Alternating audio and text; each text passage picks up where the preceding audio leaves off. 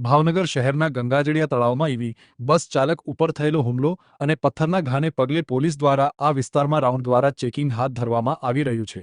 ભાવનગર શહેરના ગંગાજળિયા વિસ્તારમાં ટ્રાફિકની સમસ્યા સર્જાય નહીં તેને લઈને પોલીસ દ્વારા ગંગાજળિયા તળાવ, ઘોઘાગેટ ચોક, હાઈકોર્ટ વગેરે જેવા વિસ્તારમાં રાઉન્ડ લઈને ચેકિંગ કરવામાં આવી રહ્યું છે।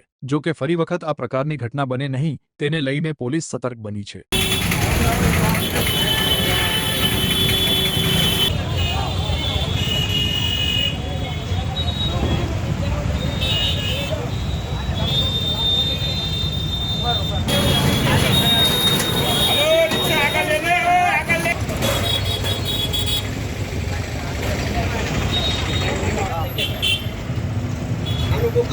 દાદા કોનું